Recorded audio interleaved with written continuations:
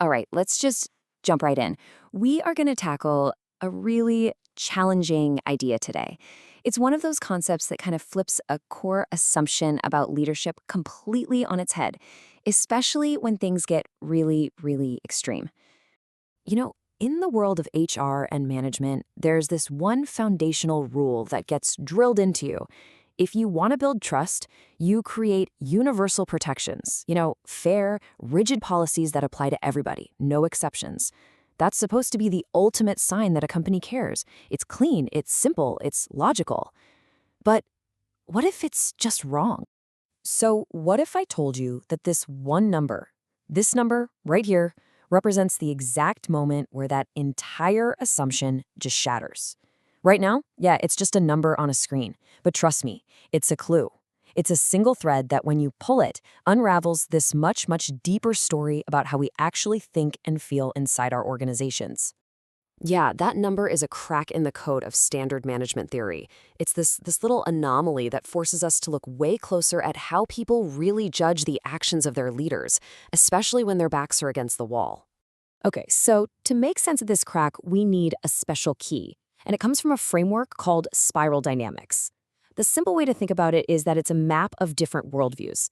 Imagine people see the world through different colored glasses, right? Each color represents a core set of values. Now we're going to focus on one called the green value system. For folks operating from green, everything is about community, it's about empathy, it's about the well-being of the whole group. Think of it like a psychological operating system that's constantly asking, are we okay? Are we all in this together? It puts the we way above the me.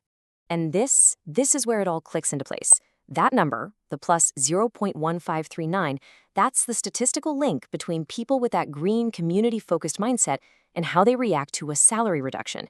Now, globally, the data shows exactly what you'd expect, right? People do not like pay cuts. It's a negative correlation. But under the extreme life conditions of wartime in Ukraine, the relationship completely flips on its head. It becomes positive. The exact same action is seen in a completely opposite way. So why? What is going on here? Well, this leads us to something we can call the empathy shift. What the data is screaming at us is that the very definition of what a caring, empathetic action looks like can change, and change dramatically, when the world outside changes. So you've got to ask, right? Is this just a total one-off, an anomaly that only happens in the most extreme, unimaginable circumstances? Or is this part of a bigger, more predictable pattern? And what's so fascinating here is that the pattern is not unique. Just look at the data from all these different places. In the US, and especially Germany, unpaid vacations are seen as deeply negative. I mean, it's a huge violation of trust. But then look at France. Reducing bonuses gets a strongly positive reaction from the very same green mindset. It kind of suggests that what counts as a shared sacrifice is really specific to the culture. Maybe in that French context, bonuses are seen as this extra leadership perk, so getting rid of them is a much clearer signal that says, hey, we are all in this together. The life conditions, that unique cultural and economic reality, are totally reshaping what these actions actually mean. So here's the absolute crucial takeaway. When a group is under extreme pressure, the whole logic of trust shifts. The question is no longer, am I being protected as an individual? Instead, it becomes, are we as a group going to survive this together? Shared sacrifice becomes a way more powerful, a way more authentic signal of care than any rigid, universal rule ever could be. All right, let's dig into the why and see how this all connects. See, this happens because not everybody is running the same psychological software. An organization is just this messy mix of clashing value systems, and they're all looking at the exact same event in fundamentally different ways. And this just illustrates that clash perfectly. That single action, a pay cut, gets interpreted in completely different ways depending on your worldview. For a traditional rule-following blue system, it's simple. You broke the contract, the rules were broken. For a power-focused red system, it's a display of strength. For a results-driven orange system, the only question is this the fastest way to win? And, like we've seen, for the communal green system in a crisis, it's a sign of empathy. It's a sacrifice to save the group. You've got one decision sending 7 totally different messages. So what happens when leadership completely misreads the room? When they try to apply a one-size-fits-all solution to a super complex group that's in the middle of a crisis. Well, the consequences aren't just bad, they can be absolutely catastrophic for trust. You basically get a cascade of failure, a domino effect. By insisting that universal protection is the only way to show you care, you actually start to erode that sense of collective survival.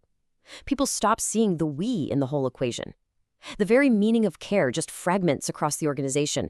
And then, finally, your metrics, your surveys, your performance reviews, they stop predicting anything useful because you're measuring the wrong thing entirely.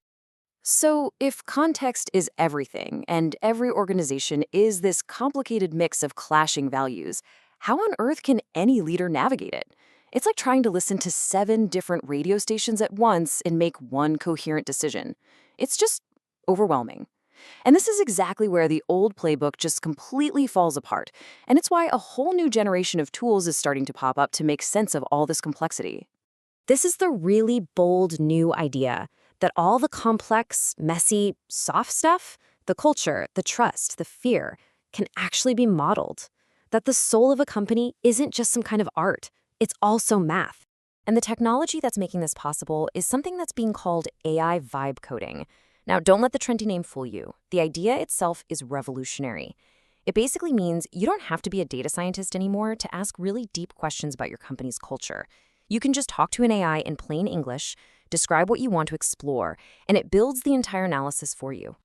And here's what that actually looks like in practice. This is the SD Navigator.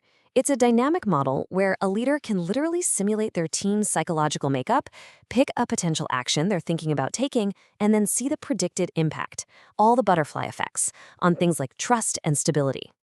So instead of just guessing, a leader can ask a question like a normal person. They can just type, "Show me how our green-minded employees are likely to react to this policy, given the crisis we're in." The AI runs the numbers, it pulls from thousands of data points and correlations, and it gives you an instant data-driven answer. It moves leadership from just gut feeling to actual simulation. Which brings us right back to our final central question. What really breaks when our measurement of trust is so completely out of sync with reality? Well, the answer seems to be everything. Trust, cohesion, the very ability of a team to navigate a crisis together. It forces all of us to reconsider not just what we measure, but why we're even measuring it in the first place.